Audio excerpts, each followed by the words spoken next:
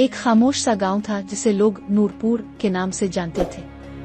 اس گاؤں میں لوگ سادہ دل کے صاف اور دین سے محبت رکھنے والے تھے، مگر ایک شخص سب سے ممتاز تھا، یوسف نامی نوجوان جو اپنے سچ دیانت اور نرم طبیعت کے لیے پورے علاقے میں جانا جاتا تھا۔ یوسف کا باپ ایک کسان تھا جو دن رات محنت کر کے اپنے بیٹے کو دین و دنیا کی تعلیم دے رہا تھا۔ یوسف مدرسے میں قرآن مجید حفظ کر رہا تھا اور ساتھ ہی ساتھ مولوی صاحب سے حدیث، فقہ اور سیرت النبی کی تعلیم بھی حاصل کر رہا تھا۔ اس کے چہرے پر ہمیشہ عاجزی ہوتی اور زبان پر سچائی۔ ایک دن گاؤں میں ایک امیر شخص کا گزر ہوا۔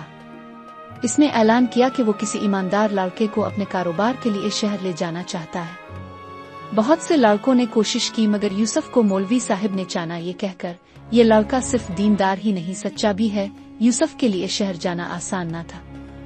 ماں کی محبت، باپ کا سایہ، گاؤں کی فضا، سب کو چھوڑ کر وہ اللہ کے بھروسے پر روانہ ہو گیا۔ شہر کی رونقیں، دنیا کی چمک دمک اور دولت کا فتنہ ہر طرف تھا، مگر یوسف نے اپنے ایمان کو مضبوطی سے تھامے رکھا۔ کاروبار میں ایمانداری، وقت کی پابندی اور نرمی سے بات کرنا، یہ سب یوسف کی عادت بن چکی تھی۔ جلد ہی وہ امیر شخص کے اعتماد کا مرکز بن گیا۔ اس نے یوسف کو اپنے سارے معاملات سونپ دیے، یہاں تک کہ وہ اسے اپنے بیٹے کی طرح سمجھنے لگا۔ ایک دن کھانے سے کچھ رقم غائب ہو گئی۔ شک یوسف پر گیا۔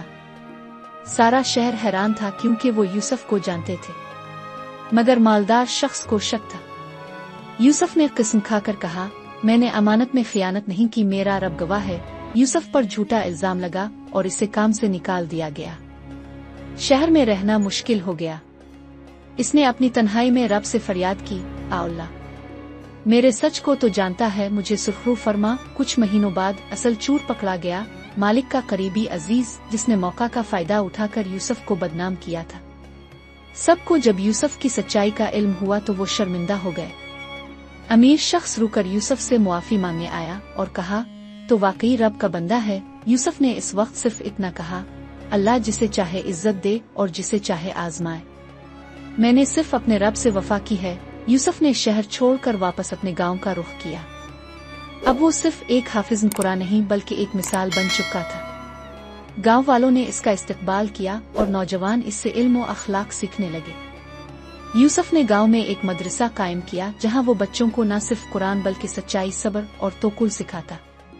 اس کے والدین فخر سے اسے دیکھتے اور وہ رب کا شکر ادا کرتا جس نے سچائی کا صلہ عزت کی صورت میں دیا۔